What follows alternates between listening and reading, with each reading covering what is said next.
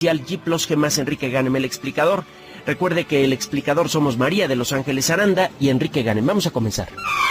De chile, de dulce y de manteca. Uno de los males que afectan a los grandes nombres del pasado, en el mundo de la literatura, incluso en el mundo de la ciencia, es el de la duda continua sobre su existencia y sobre su autoría. En más de una ocasión han sido producidas películas en Hollywood, películas con actores muy buenos, en los que presentan una serie de teorías sobre quiénes fueron los verdaderos autores, autor o autores de las obras más célebres que se han escrito en el idioma inglés. Definitivamente el autor clásico más conocido de todos es William Shakespeare, y se ha propuesto que Shakespeare en realidad era el seudónimo con el que trabajaba algún noble, o que es un nombre bajo el que se agrupan los trabajos de muchas personas diferentes, etc. Si usted se pone a estudiar estas historias, se encuentra exactamente lo mismo para Shakespeare. Se llegó a decir algo parecido de Don Miguel de Cervantes Saavedra. En el mundo de la música se ha dicho eso de Agustín Lara. En el mundo de la ciencia se ha dicho lo mismo con respecto a quién fue el verdadero descubridor de la penicilina, etcétera, etcétera, etcétera. No nos vamos a meter mucho en esas historias porque la realidad es que cuando le rasca usted un poquito en serio, con verdadera intención de averiguar cuál es la verdad a estas historias, lo que encuentra usted es todo lo contrario a lo que dicen estos mitos urbanos.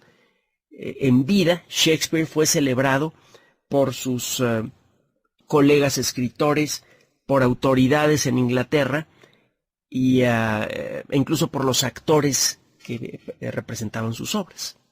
En el caso de Don Miguel de Cervantes, pues hay evidencia similar. Y hay muchos otros paralelos entre ambos escritores. Uno de los motivos por los cuales se llegó a dudar de la autoría de los trabajos de Shakespeare es porque Shakespeare tuvo una educación muy pobre. Y lo mismo se puede decir de Don Miguel de Cervantes y de hecho de la gran mayoría de las luminarias intelectuales del Renacimiento para acá. Mucha gente nacía y vivía en la pobreza, incluso cuando tenían ya un nombre bien labrado. Solo al final de sus vidas cuando podían llegar a destacar un poquito en materia social, digamos. Lo que ocurre también con frecuencia con los grandes nombres es que algunos de sus trabajos por algún motivo no quedan registrados correctamente y con el paso de los siglos no se puede determinar, o cuando menos lo que parecía que no se podía determinar, quién era el autor de tal o cual obra. Con Beethoven, por ejemplo, hay varias obras, algunas de ellas muy famosas, que pertenecen a la categoría que es catalogada bajo la WOO, trabajos sin número de opus. Algunos de esos trabajos que Beethoven no se tomó la molestia de decir, a este trabajo me gusta mucho y le voy a poner un número de obra, un número consecutivo de obra, sino que simplemente los escribió y lo dejó tirados por allí. Entre los trabajos de Beethoven que se sabe que son de él con toda claridad, pero que nunca se molestó en ponerle número de obra, está, entre muchas otras piezas famosas, una hoja del álbum para Elisa, una de las obras de piano más tocadas incluso el día de hoy, y que muchos estudiantes de piano es de lo primero que quieren aprender. Es una pieza musical muy bonita. Usted encuentra casos similares con Shakespeare y con otros autores.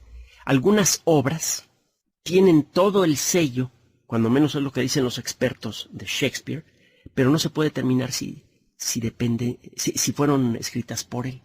Hay un caso muy interesante que acaba de involucrar, por un lado, a la teoría psicológica y por otro, a la tecnología avanzada de análisis de patrones, que es algo que se desarrolla en el mundo del software. Si uniendo el trabajo avanzado de las ciencias psicológicas y del software que pertenece a una rama que se llama inteligencia artificial, un grupo de investigadores acaba de publicar un trabajo en la revista Psychological Science, Ciencia Psicológica, una revista muy avanzada, por cierto, un trabajo que sugiere fuertemente que una obra publicada en 1728 llamada Double Falsehood, es decir, doble falsedad, fue escrita por William Shakespeare.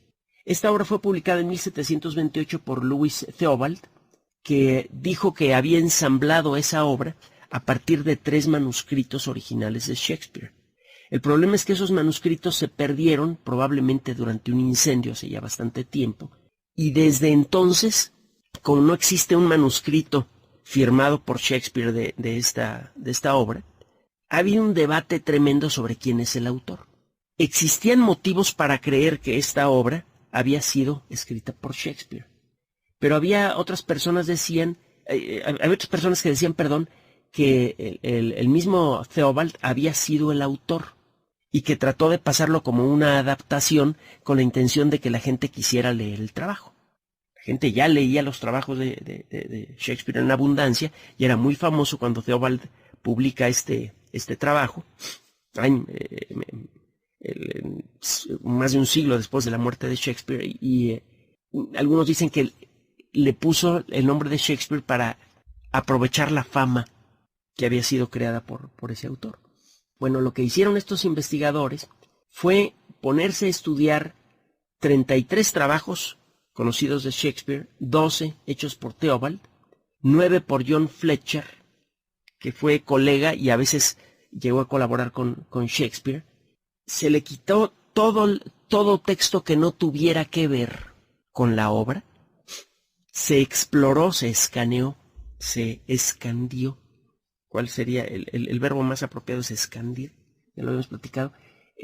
Se exploró este texto, se insertó en la computadora, y luego el software lo que hizo fue empezar a estudiar distintos aspectos de la obra. Para comenzar, la obra fue dividida. Primero, el sistema exploró toda la obra y clasificó la obra según los segmentos de la obra, según se usaban pronombres, artículos, preposiciones, y se empezó a identificar elementos emotivos fundamentales en el texto. Por ejemplo, cuestiones relacionadas con la religión, cuestiones relacionadas con la familia, con la percepción del entorno.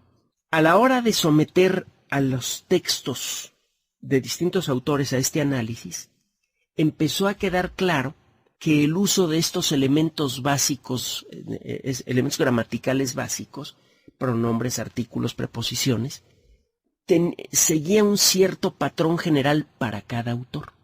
Un elemento que utilizaron estas personas durante su trabajo, una de las cosas que hizo el software, fue determinar qué tan categórico es el mensaje, el lenguaje utilizado. Generalmente, una persona analítica tiende a utilizar pronombres, artículos y preposiciones con frecuencia. Estos elementos permiten segmentar las ideas en frases con precisión, y esto permite hacer una presentación clara. Se pueden presentar ideas claras y precisas utilizando estos elementos gramaticales en abundancia. La gente que utiliza este tipo de mecanismos para expresarse tiende a ser poco emotiva en sus presentaciones. Aunque la personalidad misma sea emotiva, una persona que escribe así tiende a hacer escritos poco emotivos. Usted puede medir con números qué tan categórico es el idioma, el lenguaje de una persona, utilizando este software. Y lo que encuentran estos investigadores es que tanto la estructura gramatical general como el indicador de qué tan categórico es el lenguaje utilizado por un autor tiende a ser único para cada autor. Es lo que en términos vagos forma una buena parte de lo que se llama estilo. Durante mucho tiempo esta obra fue analizada por expertos en estilo, que buscan más o menos este tipo de cosas. Lo que hizo este nuevo grupo de investigadores fue afinar con mayor precisión los elementos que estudia un experto en estilo y los insertó en un programa de cómputo. Este programa leyó rápidamente muchas obras de distintos autores y eligió a Shakespeare como el que por estilo medible, preciso, se aproxima mucho más al estilo de la obra Doble Falsedad. A la hora de someter esta obra a análisis repetidos con este software, en todas las ocasiones el software señaló a William Shakespeare como el autor. Esto no demuestra que Shakespeare haya sido el autor de esta obra. Sin embargo, utilizando todos los elementos disponibles para un psicólogo moderno, si fuera necesario ir a juicio, el psicólogo, experto en expresión y en lenguaje, tendría que decir sin lugar a dudas que el autor de esta obra fue William Shakespeare. Así que todo parece indicar, por mucho, que hay que agregar una obra nueva al catálogo de las obras completas de este autor. Una obra que desde hace mucho tiempo se sospecha que fue escrita originalmente por Shakespeare, que la persona que publicó señala a Shakespeare como autor, y que ahora un sistema de cómputo muy avanzado, utilizando la experiencia de los estudiosos del estilo literario y de la psicología, señalan como autor.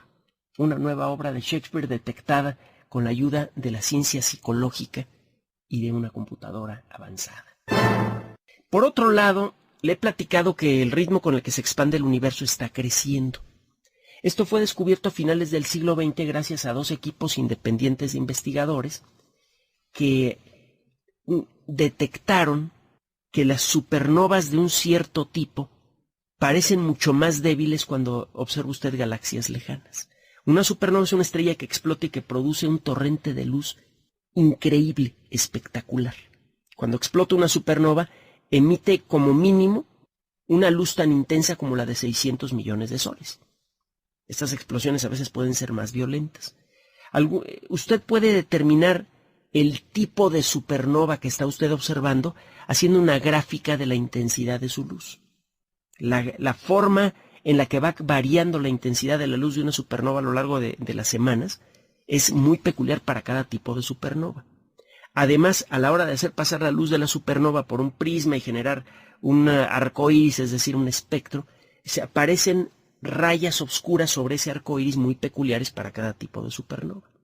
Lo que se encontró hace ya tiempo es que hay un tipo particular de supernovas que cuando explotan parecen emitir siempre la misma cantidad de luz. Siempre parecen alcanzar la misma intensidad máxima cuando explotan. Y si usted sabe cuál es la intensidad de estas estrellas cuando explotan y sabe cuánta luz le está llegando en un momento dado, usted puede medir la distancia a una estrella que acaba de explotar. Las supernovas tipo 1A han funcionado durante ya algún tiempo como medidores de distancia intergaláctica. Como estas explosiones son increíblemente brillantes, se pueden ver a una distancia tremenda. Usted ve una galaxia muy lejana y ve que aparece un puntito luminoso cuyo comportamiento es de supernova tipo 1A. Usted mide la luz que está emitiendo en ese momento la supernova 1A, mete ese dato a una fórmula y con eso calcula la distancia. Acaba de encontrar en dos trabajos diferentes publicados en el Astrophysical Journal, que es la revista más importante de mayor tradición en el mundo de la astronomía, dos grupos de astrónomos de la Universidad de Arizona, o más bien un grupo que publicó dos trabajos, ahora sí lo dije bien, acaban de revelar que parece que existen dos subtipos de supernovas tipo 1A y que a la hora de explotar uno de estos tipos no emite tanta luz como se creía. Este tipo de supernovas parece que eran más comunes cuando el universo era joven. Entonces la mayoría de las galaxias lejanas que se han observado recientemente, en donde aparecen supernovas tipo 1A, parece que no están tan lejos como se creía. Esto significa que el ritmo con el que se ha ido alterando la expansión del universo no es tan alto como se creía. De que el universo está acelerando su expansión, no hay duda razonable, cuando menos por el momento. Si el universo nació de algo parecido a una gran explosión, comenzó a expandirse y se creía que la gravedad iba a detener esa expansión y hacer que el universo colapsara de nuevo. A finales del siglo XX se encontró que no, que el ritmo con el que se expande el universo sí al principio comenzó a frenarse un poco, pero luego la tendencia se invirtió y el universo ahora está acelerando. Hay mucha evidencia disponible que sugiere que eso sí está pasando y que hay algo raro en la naturaleza del espacio que genera una fuerza de repulsión que hace que el universo, mientras más grande es, que más rápido se expanda. Esa fuerza parece que sí existe, hay mucha evidencia de que sí existe, pero este trabajo revela que no es tan intensa como se creía. Así que dentro de poco va a ser necesario modificar de nuevo nuestra descripción de cómo ha ido creciendo el universo desde que nació hasta la actualidad. Como todo en el mundo de la ciencia, la teoría de la gran explosión va mejorando poco a poco según vamos detectando los errores que existen en ella. Recuerde que así funciona la ciencia. La ciencia funciona haciendo propuestas, explicaciones propuestas de algún fenómeno natural y luego detectando los errores de esa propuesta. Acuérdese, es muy importante hasta para la vida personal, que el camino al entendimiento se hace con errores y con su corrección, desde luego. Vamos a hacer un corte y continuamos en el explicador. Regresamos en un momento con el explicador.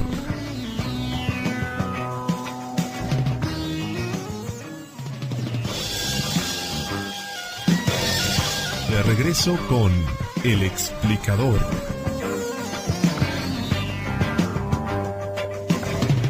Continuamos en el explicador @yahoo.com.mx, correo electrónico, Twitter, Enrique-Ganem, Facebook, Enrique Ganem, sitio oficial, G+, G+, Enrique Ganem, el explicador.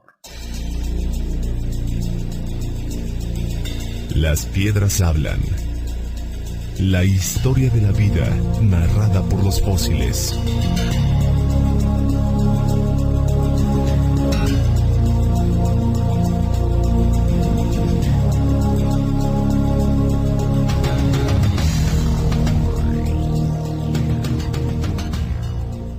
En los últimos años, nuestro entendimiento de la evolución temprana de la especie humana ha mejorado mucho. Hasta la década de los 70, la década de los 80, conocíamos tan pocos fósiles de nuestros ancestros que llegamos a creer que la evolución humana había sido lineal. Creíamos que había aparecido una especie, que a partir de esa especie había aparecido otra, que a partir de esa especie había aparecido otra, y que tarde o temprano una de esas especies se convirtió en la especie humana. Ahora sabemos que desde la aparición del género Homo, del género hombre en latín, la ciencia no ha podido liberarse por completo del sexismo, en parte como consecuencia de la tradición histórica. Pero bueno, desde que apareció el género al que pertenece nuestra especie, se han podido detectar muchas especies diferentes de organismos que tendríamos que llamar humanos, aunque fuera de manera limitada, capaces de usar herramientas, que caminaban erguidos, probablemente capaces de comunicarse con voz, probablemente capaces de utilizar fuego y hacer herramientas, pero solamente de una de esas especies es que se deriva la rama a la que pertenecemos nosotros, los demás se extinguieron. Cuando apareció nuestra especie, casi con seguridad en África hace quizá unos 200.000 años, aunque eso todavía se discute mucho, se inició una serie de invasiones al continente eurasiático africano, al continente eurasiático, al subcontinente eurasiático. A lo largo de los siguientes miles de años, varios grupos humanos cruzaron por distintos caminos el espacio entre África y el resto de toda esa supermasa de tierra, y se vinieron pulsos de invasión que en algunos casos se repitieron a lo largo de varios miles de años. O sea, en ciertas zonas de Asia, por ejemplo, llegaron con intervalos de miles de años grupos humanos provenientes de África y que poco a poco se iban extendiendo por el continente. Este proceso, a veces, hasta donde podemos entender, podría durar siglos. Usted migraba hasta encontrar un lugar más o menos decente donde vivir, se establecía en ese lugar, empezaba a crear una comunidad y algunas personas de esa comunidad se iban a otros lados a buscar nuevos terrenos. sea porque no había elementos suficientes para establecerse en un lugar de manera permanente. Por ejemplo, iba siguiendo usted a un grupo de animales a los que caza, y pues tiene que seguir a esos animales para tener de dónde cazar para comer, como sucedía con muchos grupos americanos al norte de lo que ahora es México, que iban siguiendo a las grandes manadas de bisontes. Sea por eso, sea por impulsados por el clima, la cosa es que estos grupos humanos invadían poco a poco territorio cada vez más grande, se medio establecían en varios lugares, y tiempo después llegaban otros grupos humanos que habían repetido el mismo proceso. Se ha llegado a manejar que las primeras guerras ocurrieron entonces porque había una pelea tremenda por los recursos de cada lugar, y cuando llegaba un grupo itinerante generalmente encontraba que un lugar rico en recursos ya había sido ocupado previamente por otro grupo, y que eso desencadenaba grandes conflictos. La realidad es que lo que se ha podido hallar en los últimos años es todo lo contrario. No hay evidencia alguna de conflicto. Generalmente cuando ocurre una guerra, sobre todo una guerra que amenaza la supervivencia de algún grupo humano, pequeño o grande, este hecho es recordado utilizando el arte disponible de la época.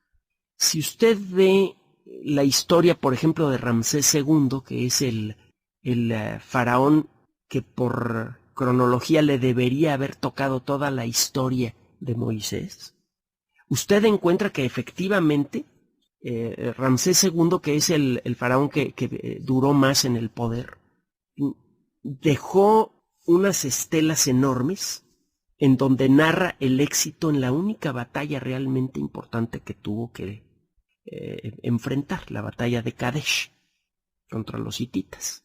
La batalla que detuvo el avance de los hititas sobre el imperio egipcio. Con esta batalla, Ramsés logró estabilizar las fronteras de Egipto y las mantuvo estables por casi un siglo.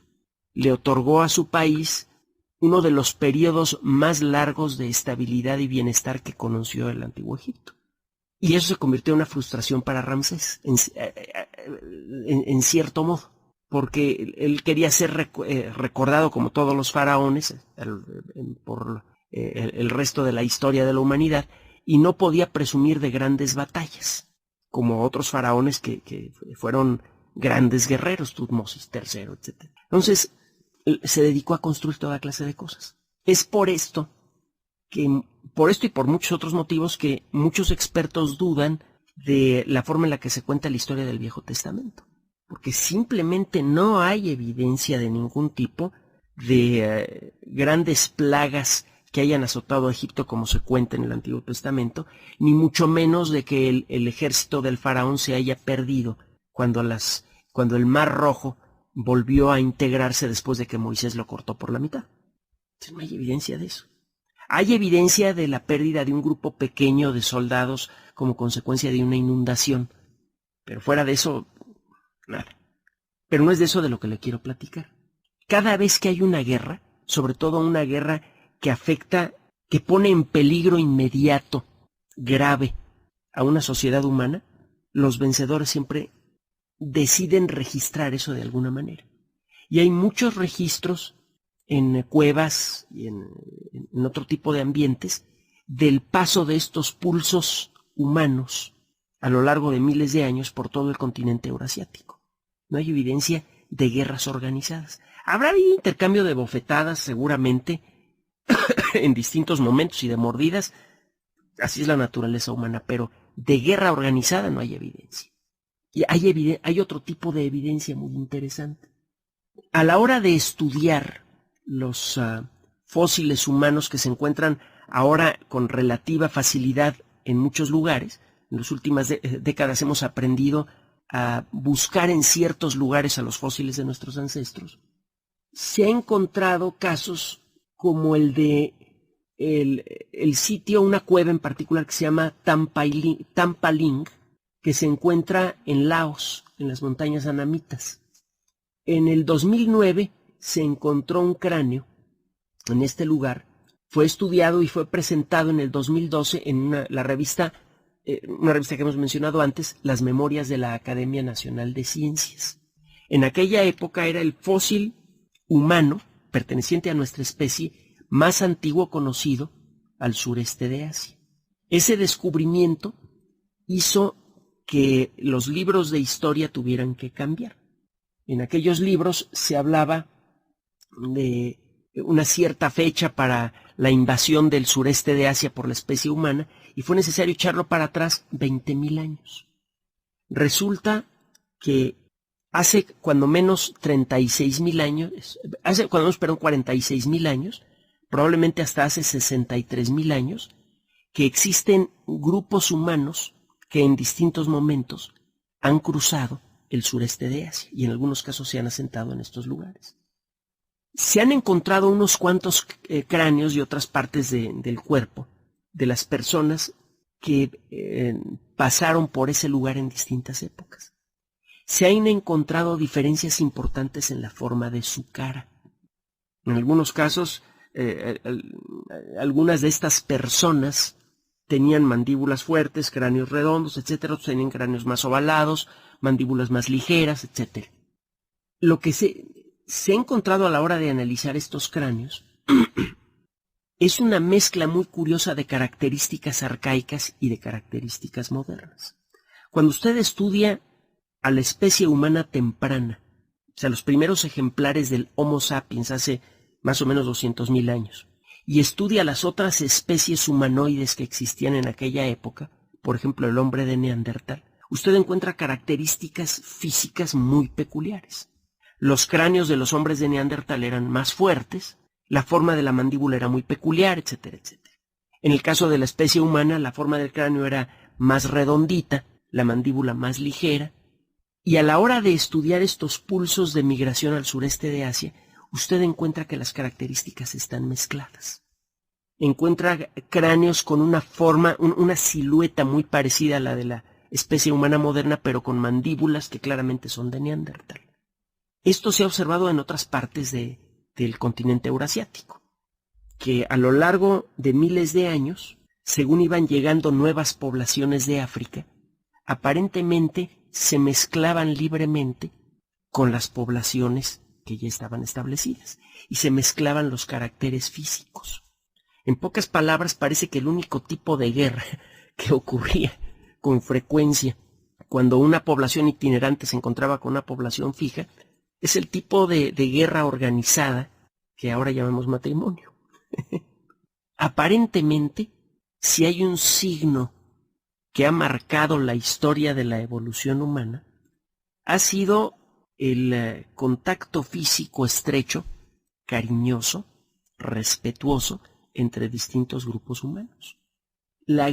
Para encontrar evidencia de guerra organizada necesita usted estudiar cuando mucho los últimos 10.000 años de la historia humana. Y es solo en los últimos pocos siglos en donde la guerra organizada se ha convertido en un verdadero arte. Mientras más hacia el pasado, mientras más hacia nuestras raíces nos vamos, la guerra se hace más y más difícil de hallar. Lo que encuentra usted es evidencia de mezcla genética continua entre distintas poblaciones de nuestra propia especie y entre nuestra especie y especies muy cercanas a la nuestra, como los Neandertal. ¿Sabe? En los últimos años, la sociedad humana en general ha dado unas muestras muy preocupantes de descomposición. Desde que empezó el siglo XXI, como que nos hemos vuelto cínicos. Los eventos de este siglo XXI, por ejemplo, las terribles catástrofes financieras y quizá el peor insulto de todos, el vernos obligados los ciudadanos comunes a pagar el rescate de los bancos que provocaron esas catástrofes económicas y que como parte de ese pago se les paguen bonos millonarios a las personas responsables por la pérdida de millones de hogares en todo el planeta, nos ha vuelto cínicos. Es decir, ya sabemos que la sociedad humana no funciona, ya sabemos que no podemos confiar en la administración pública porque hay corrupción por todos lados, En cualquier país levanta usted un poquito alguna piedra de la administración pública y salen huyendo un montón de cucarachas. Ha pasado en prácticamente todos los países del planeta, en algunos más, en otros menos. El sistema financiero está claramente diseñado para beneficiar a los que no necesitan ser beneficiados. La administración pública es un batidillo. La administración de justicia muchas veces depende del mejor postor, no del que tenga el mejor argumento, etcétera, etcétera, etcétera. Esa es la actitud general con la que está funcionando la sociedad humana. Tiene ya tiempo que se dice que el signo de progreso de la especie humana es la competencia. Hace poco en alguno de estos canales de televisión dedicados a cuestiones de administración, vi que entrevistaban a algunas personas de mucho dinero en el Reino Unido, y una de ellas repetía la misma estupidez. La especie humana ha progresado por evolución y el que gana es el que tiene las mejores armas y los demás pierden. Eso pasa cuando la gente no lee.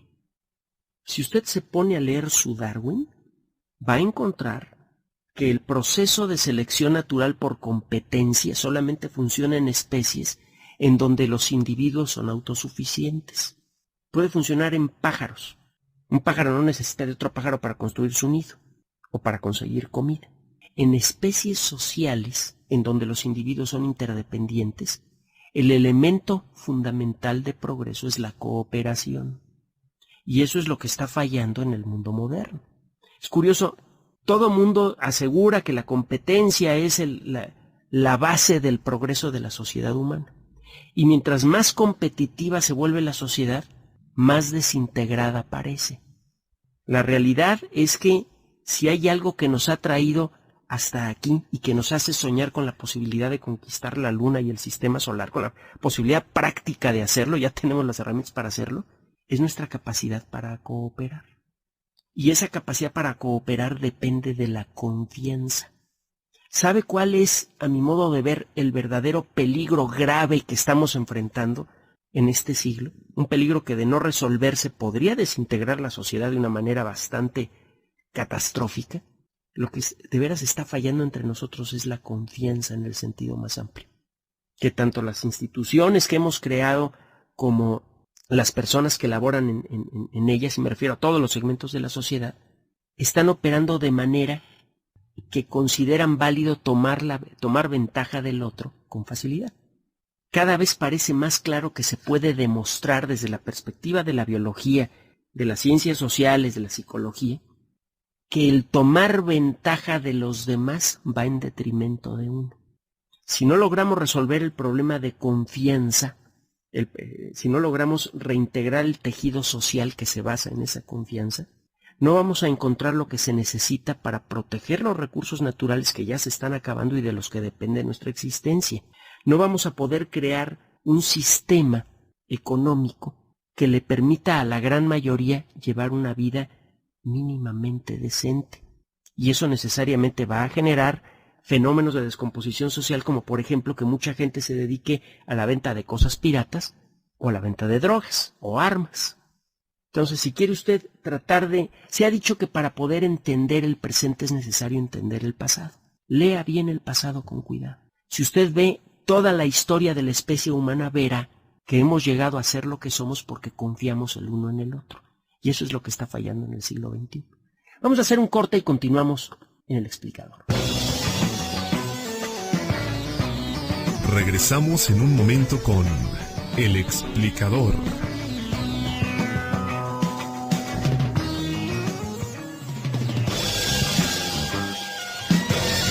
De regreso con El Explicador.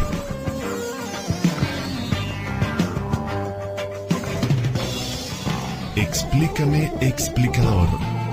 Antes de platicarle algo con respecto al tiranosaurio, que tengo algo por aquí. Me ha pedido que no me olvide de los dinosaurios, que son animales muy interesantes. Vaya que sí lo son, ya verá. Déjeme recordarle, si nos escucha usted en vivo en el Distrito Federal el 13 de abril entre las 10 y las 11 de la mañana, hora de México, déjeme recordarle algo que ya publicamos en Twitter, en Facebook y en G+. Usted podrá ver por televisión, con la ayuda de su computadora o su teléfono celular, el lanzamiento y el progreso de la siguiente misión de reaprovisionamiento de la Estación Espacial Internacional en vivo. Usted podrá ver el lanzamiento y más adelante podrá ver cómo los astronautas de la Estación Espacial Internacional le ordenan a esta nave automática acoplarse con la estación espacial para luego reaprovisionar la estación. Esto lo puede usted hacer en el sitio electrónico de NASA TV. Busque directamente así en internet NASA TV sin espacio, NASA TV. En este sitio electrónico tiene usted acceso gratuito a la señal de NASA TV. Son varios canales. Normalmente están sincronizados esos canales, pero en algunos momentos cada canal pasa contenidos diferentes. La transmisión comienza a eso de las 2:30 de la tarde, hora de México, o 3:30 de la tarde, hora del este de los Estados Unidos. Puede usted seguir la transmisión de manera gratuita y en NASA TV además tiene usted, si tiene una conexión suficientemente rápida, usted puede ver el lanzamiento y toda la misión en alta resolución. NASA TV a veces le pasa a usted videoconferencias. El día de mañana va a haber una videoconferencia muy interesante sobre la planeación final de la misión Nuevos Horizontes, esta nave automática que va camino a Plutón y que va a llegar al mes de julio. A veces le pasa a usted en vivo las salidas al espacio que hacen los astronautas de la Estación Espacial Internacional, etcétera. Vale la pena verlo, pues. Entonces, en unas horas más, usted podrá ver el lanzamiento de la siguiente misión de reaprovisionamiento de la Estación Espacial Internacional. Es la 6ª misión lanzada por la empresa privada SpaceX y será lanzada del complejo número 40 de Cabo Cañaveral, de la estación de la Fuerza Aérea de Cabo Cañaveral en Florida. Entonces, esté usted atento. Si tiene usted acceso a Internet, ¿por qué no buscar una alternativa a lo que normalmente ve en televisión? Ponga usted NASA TV y ve el lanzamiento de esta nave en vivo a la Estación Espacial Internacional. Y ahora sí, el tiranosaurio. Bueno, a lo largo de los años, desde que fue descubierto el primer ejemplar de este animal, hemos encontrado muchas cosas más en relación a los dinosaurios carnívoros. Por ejemplo, hemos encontrado que el tiranosaurio, como era de esperarse, es un miembro de una familia grande de dinosaurios carnívoros con características muy particulares, los tiranosáuridos, que vivieron a lo largo de muchos millones de años. El tiranosaurio fue el último miembro, la última especie de una larga serie de especies de animales que arrancaron a mediados del Jurásico, como 60 millones de años antes del tiranosaurio Rex. Y los primeros ejemplares de los miembros de esta familia eran animales pequeños, más o menos del tamaño de un velociraptor, quizá 1 metro, 1,5 metros de largo. ¿Qué tan bravos eran estos animales? La discusión ha vuelto bravos a los paleontólogos. Hay gente que ha dicho que el tiranosaurio claramente era un carnívoro que cazaba sus presas. Hay evidencia de esto. Usted puede encontrar los huesos de la cadera de Triceratops. Los animales del tamaño de un autobús escolar con 3 cuernos grandototes. Hay huesos de Triceratops que claramente fueron mordidos. Se ven unos surcos de una mordida que no alcanzó a aferrarse bien al hueso, y que estos surcos son de varios centímetros de largo, que fueron dejados por dientes de tiranosaurio. Muy probablemente el tiranosaurio se le acercó por atrás al Triceratops, le pegó una mordida grande en la parte superior de la pierna y luego se detuvo para esperar a que el Triceratops se debilitara por la mordida y cayera al suelo. Una táctica de caza que ahora usan mucho los varanos de Komodo, los dragones de Komodo. Hay otros que decían, no, hombre, ¿cómo crees? El tiranosaurio, a pesar de ser grandote, era frágil. Ponte a hacer números.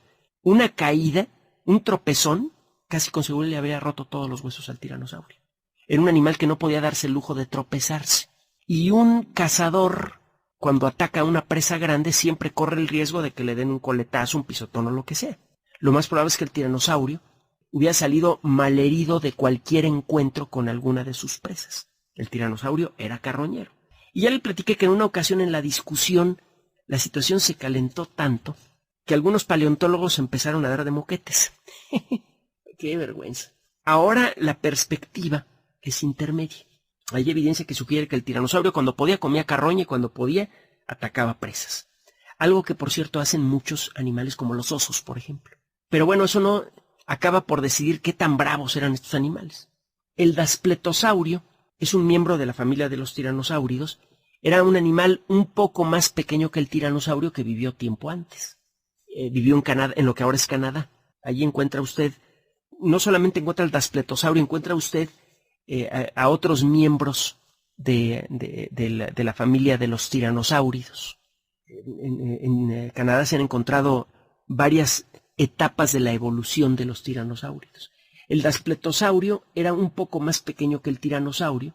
Se encuentran fósiles con relativa facilidad y hace tiempo fue encontrado uno en particular que fue estudiado por David Hone de la Universidad Reina María de Londres. Encontraron cráneos de Daspletosaurio con heridas en la cabeza.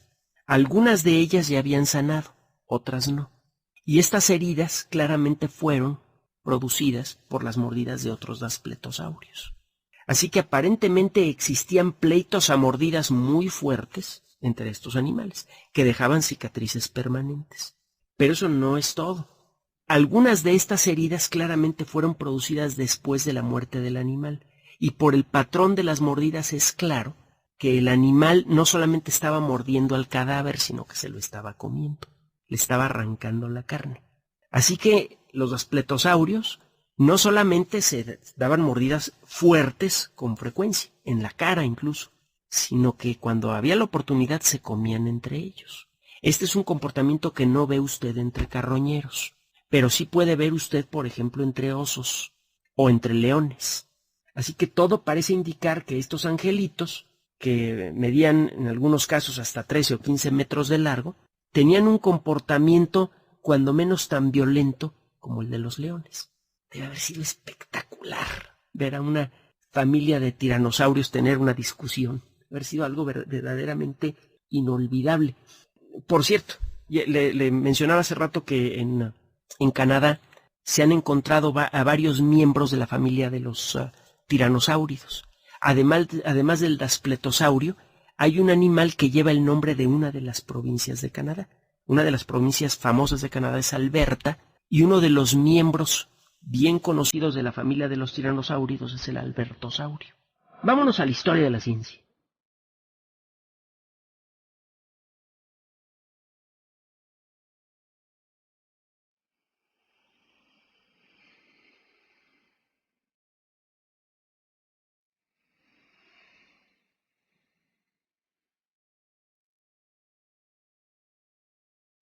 La crónica del conocimiento y sus forjadores. Cuando la química alcanzó la madurez hace más de un siglo y medio, los químicos de pronto encontraron que los conocimientos que habían extraído lentamente en sus laboratorios y que durante décadas solamente interesaban a los académicos, ahora tenían aplicación inmediata en la sociedad mundial. El químico pasó de las academias a los talleres y a las fábricas de las grandes empresas. Con el nuevo conocimiento y la conciencia de su importancia comercial, muchas empresas comenzaron a estimular la investigación científica dirigida. En aquella época, Alemania adelantó a las demás naciones con rapidez. Casi todos los descubrimientos relacionados con la química eran realizados por los germanos. Durante estos años, Alemania buscaba la forma de producir grandes cantidades de nitratos en forma industrial.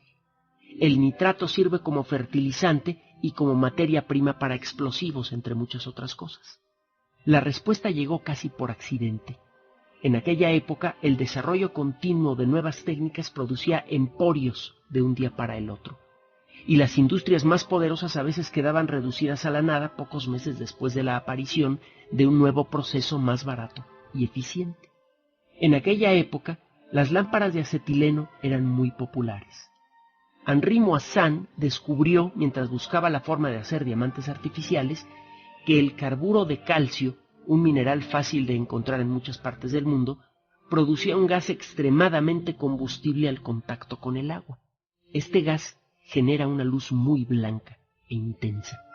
El acetileno fue durante algunos años el rey del mercado de la iluminación artificial. Era notablemente más barato que la electricidad y el gas producía una molesta luz amarilla que cambiaba de intensidad rápidamente.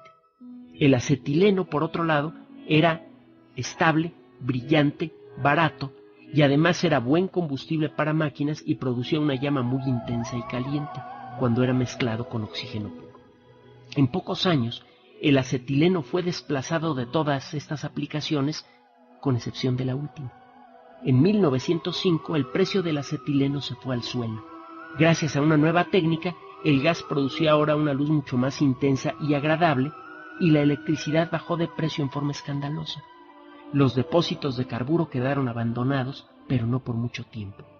En 1912, un alemán llamado Franz Klatte descubrió que cuando el acetileno es mezclado con ácido clorhídrico y con mercurio, forma una pasta que se endurece en pocos minutos. Klatte obtuvo una patente, pero la compañía para la que trabajaba no intentó ofrecer algún producto con este material. En 1925 la patente caducó. En 1930, sin embargo, otros químicos redescubrieron a esta extraña sustancia que llamaron cloruro de polivinilo. Nosotros ahora lo conocemos por sus siglas, PVC, y fue el ancestro original de casi todos los plásticos que han transformado al mundo moderno. Pues bien, el PVC en la actualidad se sigue utilizando, por ejemplo, para las tuberías de drenaje. A diferencia de lo que sucede con otras tuberías, al PVC no se le pegan con facilidad los residuos de sales, minerales y otros materiales que ve usted en las aguas negras. Durante algún tiempo se utilizaron las tuberías de PVC por lo mismo para llevar agua potable, pero ahora sabemos que del PVC se desprenden sustancias cancerígenas. Sin embargo, si usted utiliza el PVC en los drenajes, el problema desaparece. Las sustancias cancerígenas que desprende el PVC son inestables y se descomponen al poco tiempo. Como sucede con muchas otras cosas valiosas en el mundo de la ciencia, el PVC fue descubierto por accidente. Y gracias a este accidente es que ahora contamos con uno de los muchos materiales de los que depende la funcionalidad del mundo moderno. Para poder crear es necesario abrir espacio para el error y para la sorpresa. Los países que entienden esto impulsan el desarrollo de toda la ciencia, la que sea. El estudio de escarabajos, el estudio de piedras, el estudio de las estrellas. De todas estas disciplinas han salido tecnologías y conocimientos extraordinariamente valiosos. Usted nunca sabe de dónde va a salir un conocimiento valioso. Por eso hay que empujar hacia adelante a toda la ciencia. Y empujar a la ciencia hacia adelante no solamente significa dar dinero. Significa crear muchas instituciones diferentes, no tener la ciencia concentrada en unas pocas instituciones. Significa facilitar el camino de los jóvenes que quieren estudiar ciencia y significa también entusiasmar a la sociedad en general por la ciencia. En la medida en la que la sociedad está entusiasmada por la ciencia, está dispuesta a que parte de los impuestos que genera se dediquen a la investigación científica. Y es más fácil que los jóvenes decidan estudiar una carrera científica. Los países en donde este mecanismo funciona bien están generando mucha innovación tecnológica. Son los países que ahora son millonarios. Son los países de donde van a salir los automóviles eléctricos y de hidrógeno, las fotoceldas y todas las tecnologías que van a cambiar al mundo. Y son los países de donde van a salir los primeros vuelos de exploración, de colonización para el resto del sistema solar. ¿En dónde va a quedar México en todo este concierto internacional? Eso es lo que yo quisiera saber. Vámonos a la velocidad de la luz.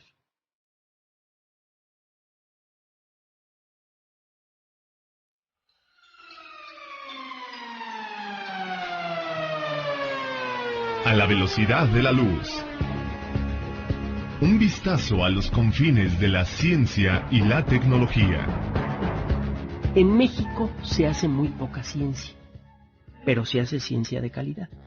Hay varios centros de investigación diferentes que hacen trabajo de investigación a pesar de las severas restricciones económicas que son impuestas por un lado por la situación natural de nuestro país y por otro lado por la falta de entendimiento profundo de la importancia que tiene la investigación científica como generadora de un mejor futuro para toda la sociedad. A pesar de estas limitaciones, con alguna frecuencia son publicados trabajos muy interesantes como este. El Centro de Investigación Científica y Educación Superior, el CICESE, tiene su sede original en Ensenada, Baja California. Se han hecho trabajos muy interesantes en materia de biología, incluso hay algún contacto con muchas otras disciplinas científicas. Y ahora tiene varias sedes. La principal, la original es la de Ensenada, pero tiene una en Monterrey. Recientemente, el doctor Rodolfo Cortés Martínez publicó un trabajo muy interesante que viene a empujar hacia adelante el desarrollo de la nanotecnología. La nanotecnología es una disciplina que permite generar a nivel industrial grandes cantidades de objetos muy pequeños con características uniformes. El primer ejemplo de nanotecnología es la microelectrónica, la fabricación de circuitos electrónicos que pueden tener más de 100 millones de transistores en una superficie de pocos centímetros cuadrados. El fabricar esos circuitos con características uniformes es fundamental para que todas las computadoras se comporten de una manera predecible, lógica. Y la misma tecnología se necesita para fabricar un montón de otras cosas diminutas. La nanotecnología promete revolucionar de forma profundísima la medicina y en general los sistemas de salud del planeta. Hacer muy fácil lo que en la actualidad es casi imposible. La nanotecnología promete revolucionar la ciencia de materiales. Hacer, por ejemplo, vidrios que rechazan por completo el agua, vidrios que no necesitan ser limpiados. Esto ya existe de manera tosca, pero ya existe. La nanotecnología promete mejorar en mucho los sistemas electrónicos, promete mejorar muchas cosas. Pero para poder hacerlo es necesario desarrollar técnicas que, entre otras cosas, permitan medir con precisión los objetos ultramicroscópicos que está usted generando. Algunos productos nanotecnológicos miden menos de 1/1000 de milímetro. Si usted tiene un montón de esos objetos, ¿cómo sabe que todos tienen el mismo tamaño? Eso es crucial para desarrollar las técnicas de fabricación necesarias para poder explotar esta tecnología. Podría usted verlos al microscopio y usar una regla, pero eso es muy lento y tedioso. Si tiene usted un montón de estos objetos y les hace pasar luz por atrás, la luz pasa entre el hueco de esos objetos, el hueco que hay entre esos objetos. Y esta luz, los puntos de luz que salen del otro lado, imagínese que tiene usted un montón de bolitas construidas con nanotecnología y pone abajo de ellas una luz muy intensa. La luz pasa entre los huecos. Esta luz va a interferir entre sí. Se va a formar un patrón de rayas oscuras y claras cuyas características dependen del tamaño de las bolitas que está usted midiendo. Con este tipo de técnicas, que se llaman técnicas interferométricas, es que el doctor Rodolfo Cortés Martínez y su equipo están ofreciéndole al mundo de la tecnología un mecanismo barato y preciso para medir con exactitud el tamaño de muchos objetos pequeños de un solo golpe. Este es un empujón importante, sensible, al desarrollo de la nanotecnología moderna. Y es un desarrollo que se ha hecho aquí. Al decir ciencia a la mexicana, muchos de ustedes probablemente pensaron ciencia mal hecha. Cuando decimos que algo se hace a la mexicana, generalmente nos referimos a algo que se hace a las carreras, en forma improvisada. El trabajo de personas como el doctor Cortés está dándole un nuevo significado a esa frase, un significado mucho más positivo. Hacer ciencia a la mexicana es hacerla en pequeño, pero bien, y en favor de todos. Gracias por su atención. G+G+, Enrique Ganem, el explicador. Recuerde que el explicador somos María de Los Ángeles Aranda y Enrique Ganem. Vamos a comenzar. De chile, de dulce y de manteca. Uno de los males que afectan a los grandes nombres del pasado, en el mundo de la literatura, incluso en el mundo de la ciencia, es el de la duda continua sobre su existencia y sobre su autoría. En más de una ocasión han sido producidas películas en Hollywood, películas con actores muy buenos, en los que presentan una serie de teorías sobre quiénes fueron los verdaderos autores, autor o autores de las obras más célebres que se han escrito en el idioma inglés. Definitivamente el autor clásico más conocido de todos es William Shakespeare, y se ha propuesto que Shakespeare en realidad era el seudónimo con el que trabajaba algún noble, o que es un nombre bajo el que se agrupan los trabajos de muchas personas diferentes, etc. Si usted se pone a estudiar estas historias, se encuentra exactamente lo mismo. Para Shakespeare se llegó a decir algo parecido de Don Miguel de Cervantes Saavedra. En el mundo de la música se ha dicho eso de Agustín Lara. En En el mundo de la ciencia se ha dicho lo mismo con respecto a quién fue el verdadero descubridor de la penicilina, etcétera, etcétera, etcétera. No nos vamos a meter mucho en esas historias porque la realidad es que cuando le rasca usted un poquito en serio, con verdadera intención de averiguar cuál es la verdad a estas historias, lo que encuentra usted es todo lo contrario a lo que dicen estos mitos urbanos. En vida, Shakespeare fue celebrado por sus colegas escritores, por autoridades en inglés, y era muy famoso cuando Theobald publica este trabajo, más de un siglo después de la muerte de Shakespeare, y algunos dicen que le puso el nombre de Shakespeare para aprovechar la fama que había sido creada por ese autor. Bueno, lo que hicieron estos investigadores fue ponerse a estudiar 33 trabajos conocidos de Shakespeare, 12 hechos por Theobald, 9 por John Fletcher, que fue colega y a veces llegó a colaborar con Shakespeare. Se le quitó todo texto que no tuviera que ver con la obra. Se exploró, se escaneó, se escandió. ¿Cuál sería el verbo más apropiado? Es escandir, ya lo habíamos platicado. Se exploró este texto, se insertó en la computadora, y luego el software lo que hizo fue empezar a estudiar distintos aspectos de la obra.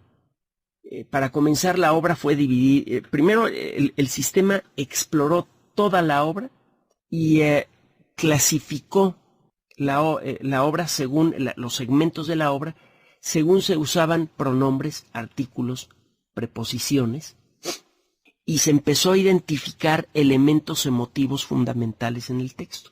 Por ejemplo, cuestiones relacionadas con la religión, cuestiones relacionadas con la familia, con la percepción del entorno.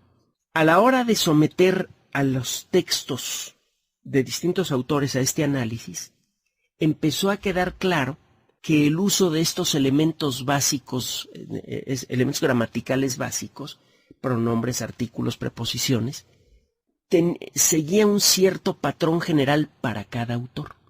Un elemento que utilizaron estas personas durante su trabajo, una de las cosas que hizo el software, fue de Inglaterra, y incluso por los actores que representaban sus obras. En el caso de Don Miguel de Cervantes, pues hay evidencia similar. Y hay muchos otros paralelos entre ambos escritores. Uno de los motivos por los cuales se llegó a dudar de la autoría de los trabajos de Shakespeare es porque Shakespeare tuvo una educación muy pobre. Y lo mismo se puede decir de Don Miguel de Cervantes y de hecho de la gran mayoría de las luminarias intelectuales del Renacimiento para acá. Mucha gente nacía y vivía en la pobreza, incluso cuando tenían ya un nombre bien labrado. Solo al final de sus vidas, cuando podían llegar a destacar un poquito en materia social, digamos. Lo que ocurre también con frecuencia con los grandes nombres es que algunos de sus trabajos, por algún motivo, no quedan registrados correctamente, y con el paso de los siglos no se puede determinar, o cuando menos lo que parecía que no se podía determinar, quién era el autor de tal o cual obra. Con Beethoven, por ejemplo, hay varias obras, algunas de ellas muy famosas, que pertenecen a la categoría que es catalogada bajo la WOO, trabajos sin número de opus. Algunos de esos trabajos que Beethoven no se tomó la molestia de decir: a este trabajo me gusta mucho y le voy a poner un número de obra, un número consecutivo de obra, sino que simplemente los escribió y los dejó tirados por allí. Entre los trabajos de Beethoven que se sabe que son de él con toda claridad, pero que nunca se molestó en ponerle número de obra, está, entre muchas otras piezas famosas, una hoja del álbum para Elisa, una de las obras de piano más tocadas incluso el día de hoy, y que muchos estudiantes de piano es de lo primero que quieren aprender. Es una pieza musical muy bonita. Usted encuentra casos similares con Shakespeare y con otros autores. Algunas obras tienen todo el sello, cuando menos es lo que dicen los expertos, de Shakespeare, pero no se puede determinar si fueron escritas por él. Hay un caso muy interesante que acaba de involucrar, por un lado, a la teoría psicológica y por otro a la tecnología avanzada de análisis de patrones, que es algo que se desarrolla en el mundo del software. Si uniendo el trabajo avanzado de las ciencias psicológicas y del software que pertenece a una rama que se llama inteligencia artificial, un grupo de investigadores acaba de publicar un trabajo en la revista Psychological Science, Ciencia Psicológica, una revista muy avanzada, por cierto, un trabajo que sugiere fuertemente que una obra publicada en 1728 llamada Double Falsehood, es decir, doble falsedad, fue escrita por William Shakespeare. Esta obra fue publicada en 1728 por Louis Theobald, que dijo que había ensamblado esa obra a partir de 3 manuscritos originales de Shakespeare. El problema es que esos manuscritos se perdieron probablemente durante un incendio hace ya bastante tiempo, y desde entonces, como no existe un manuscrito firmado por Shakespeare de esta obra, ha habido un debate tremendo sobre quién es el autor. Existían motivos para creer que esta obra había sido escrita por Shakespeare, pero había otras personas que decían, que el mismo Theobald había sido el autor y que trató de pasarlo como una adaptación con la intención de que la gente quisiera leer el trabajo. La gente ya leía los trabajos de Shakespeare en abundancia, determinar qué tan categórico es el mensaje, el lenguaje utilizado. Generalmente, una persona analítica tiende a utilizar pronombres, artículos y preposiciones con frecuencia. Estos elementos permiten segmentar las ideas en frases con precisión, y esto permite hacer una presentación clara. Se pueden presentar ideas claras y precisas utilizando estos elementos gramaticales en abundancia. La gente que utiliza este tipo de mecanismos para expresarse tiende a ser poco emotiva en sus presentaciones. Aunque la personalidad misma sea emotiva, una persona que escribe así tiende a hacer escritos poco emotivos. Usted puede medir con números qué tan categórico es el idioma, el lenguaje de una persona, utilizando este software.